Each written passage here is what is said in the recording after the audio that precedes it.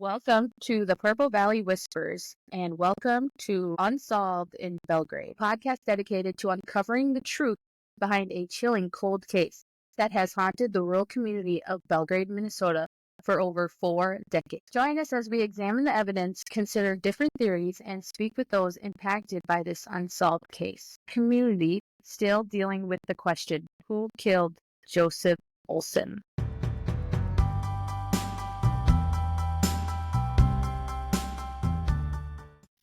And his nickname was Skyver. If anyone knows, I think it's Skyver because I've heard people say that. Okay. Today we rewind the clock back to 1983. The bitter chill of Minnesota winter had settled over the landscape, but in the hearts of the Belgrade community, a different kind of coldness was taking hold. This is the story of Joseph Skyver Olson. Or Skyver. What is it? I think it's Skyver. Like, it's Skyver. Skyver. And I'm like, which one is it? Skyver. Okay, Skyver.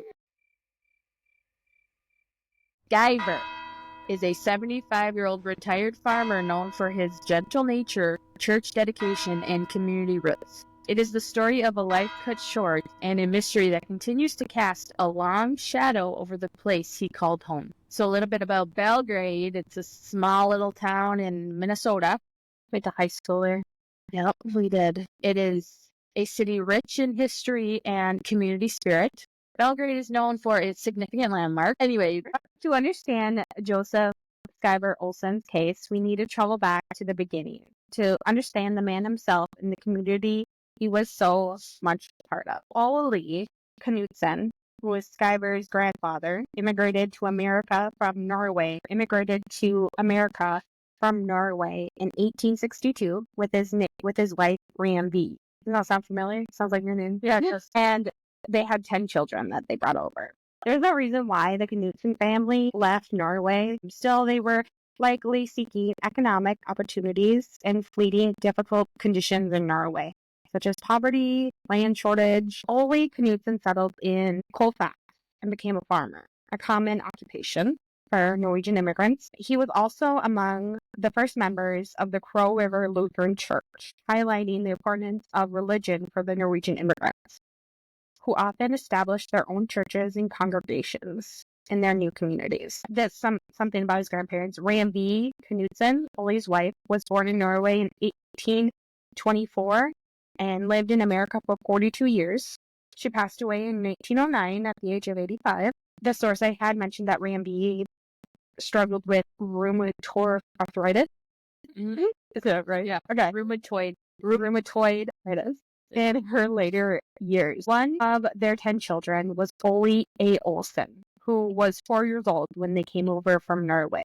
Ole and Johanna Eliasson Olson had 7 children, and one of their 7 children was Joseph Skyver Olson. Joseph Skyver Olson was born on August 13th, 1907 in Colfax Township in Kaneohe County, Minnesota. He was baptized shortly after, on September 1st, 1907. Skyver's baptism occurred at the Crow River Lutheran Church in Belgrade. Skyver, as all knew him, was a long-life resident of Burbank Township, which is just outside of Belgrade. He witnessed the changing seasons and the slow, steady rhythm of farm life. He never married, devoting his time to his work, faith, and simple rural life. He was a familiar face in town. Some people relied on him for seed, corn in the spring, and a friendly face in the pew of Crow River Lutheran Church every Sunday. Sometimes, we get all this information about people and they make them out to seem like a really good person, but I always wonder if there's always stuff we don't know. Well, people say that he was a drinker. Okay. Yeah.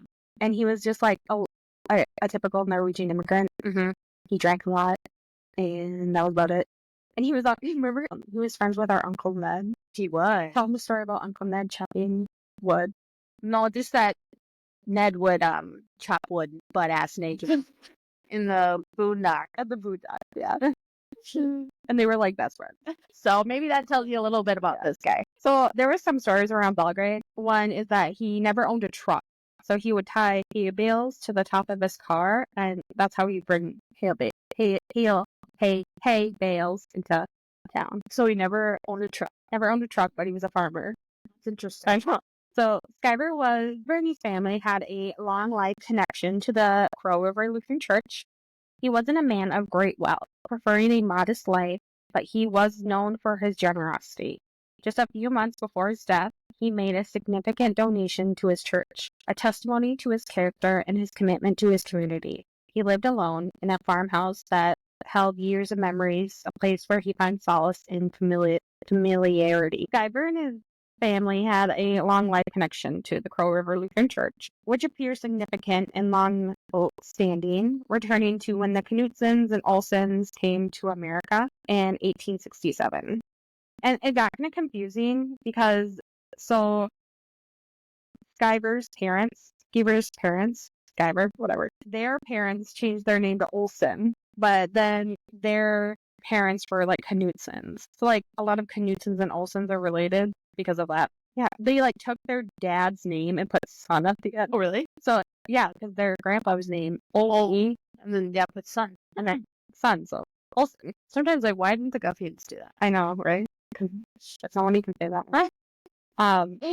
His membership to the church extended mere attendance. He was a church choir member and known to never miss services. He occasionally sold grave markers and was described as a grave digger for the church for many years.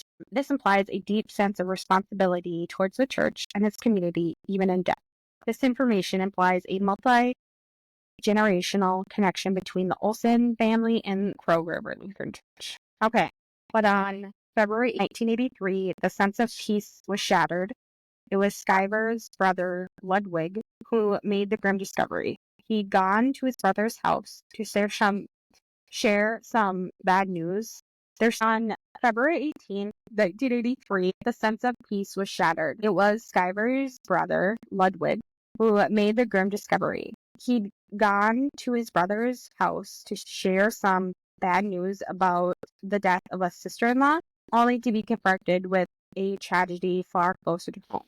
All right, so 3 days before his brother found him, on February 15, 1983, at 3:30, Joseph Skyver Olson was last seen in Belgrade. February 15th at 3:30. That was the last time he was seen in Belgrade. Skip to February 16th, 1983, Olson failed to attend choir practice for the senior noon meal that he signed up for, which was unusual for him. That was the first sign that something was kind of wrong.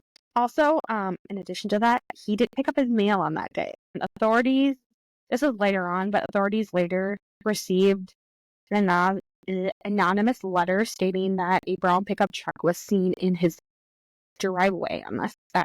Inside the house, the scene that awakened was one of unimaginable violence. Skyver, a man known for his kindness, had been brutally beaten and stabbed to death. Yeah, his body was found fully clothed in a storage room. The details of his demise, a chilling testimony to the brutality of the act. The body of Joseph Olson was found around noon on February 18th, 1983. Maybe we'll find out. Maybe, well, they're both dead. Well, maybe we had evidence. Well, you have to wait. It's coming. So later, Chris's uncle. Yeah, they think Chris's uncle. I don't even know what his name is. I think his name is Richard Jensen.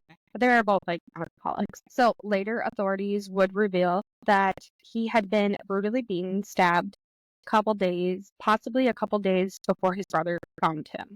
His death certificate, which the West Central Tribune had trouble obtaining in 1983, did, how do you say that? You're a nurse. Exsanguination? Yeah, which is a severe loss of blood due to multiple stab wounds as the cause of death.